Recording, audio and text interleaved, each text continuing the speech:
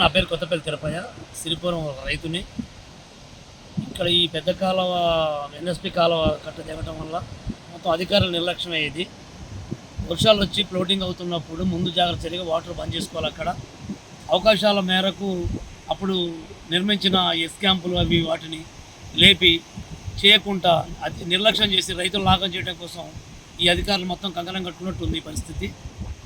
ఇంతకుముందు చాలా వర్షాలు ఇంతకంటే ఎక్కువ వచ్చిన రోజులు ఉన్నాయి. ఇదే పరిస్థితి అనేది రాలేదు. ఇప్పుడున్న ప్రభుత్వం నిర్లక్ష్యం, ఈ అధికార నిర్లక్ష్యం తప్ప రెండు పెట్టలేదు. రైతుల మీద కక్ష సాధింపు ఉంది ఇది. దీన్ని ఇమీడియట్లీ మరి ఇప్పుడు ఇది బాగోయేసరికి కొంతమంది రైతులు పొలాలు గుట్టపోయినాయి, చాలామంది ఆగమైనాం. మా ఎవరి పొలం ఎక్కడుందో కూడా తెలియని పరిస్థితి ఉంది. గట్లు పోయినాయి, పంట భాగమైంది. మా గట్లు కూడా నిర్ణయించే పరిస్థితి ఏముండదు. రేపు మరి ఇది ఈ గట్టను పోసి మళ్ళీ పంటలు మళ్ళీ వర్షాభావ పరిస్థితి ఇప్పించినాక వర్షం పోయిన తర్వాత మాకు ఎప్పుడు మరి నీటి అవకాశం వస్తుందో అర్థం కాని పరిస్థితి ఉంది. ఇదంతా చాలా నిర్లక్ష్యంగా ఉందండి. దీన్ని ఇమీడియట్లీ అధికారులు మొత్తం స్పందించి దీనికి సంబంధించిన వాళ్ళు మొత్తం వాళ్ళపై చర్య తీసుకోవాలని మేము కోరుకుంటున్నాం అండి. రాజశేఖరపురం కావండి, దీని కింద పొలాలు ఉన్నాయి. కాలకడ దిగింది, రెస్కాం కాడ మంచిగా అది లేపేది కావట్లేదు. ఆ నీళ్ళు వెంట తగ్గి మొత్తం పాలసీ వచ్చి తెగింది కథ. చిన్నవక్క పోతున్నాయి అది మొత్తంగా లాగే టవర్కి మొత్తం లాగే పోయింది.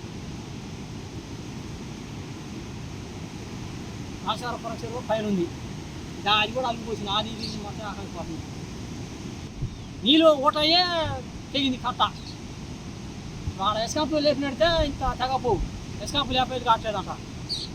అది ఎప్పుడో దొంగలు కోసుకుపోయారు. ఆ దొంగలు కోసిన దానికి సరి లేట్లేదు, అట్టె వస్తున్నారు వాళ్ళు వస్తారు. అది మొత్తం అర్థం నుంచి దాన్ని ఇచ్చేటాక నీళ్ళు అది బాగుంటే అది లేపితే నీళ్ళు మొత్తం అన్ని ఇచ్చిపోతాను వాకి అట్లా లేపలే దాన్ని.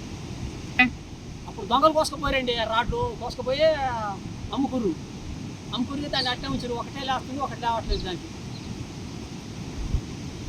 ఇక దానివల్ల ఇక నీళ్ళు పోయినట్టే ఇది కొద్దిగా లేపినట్టే కొద్దిగా తక్కువ అయ్యి కట్టదాకా పోయేది. నీళ్ళు పైన కూడా బాగా వచ్చినాయి. ఇక పాలెట్ చెరువు కమ్మింది, ఆ పాలెట్ చెరువు నీళ్ళు కమ్మి ఇక మొత్తం అవి తెగింది.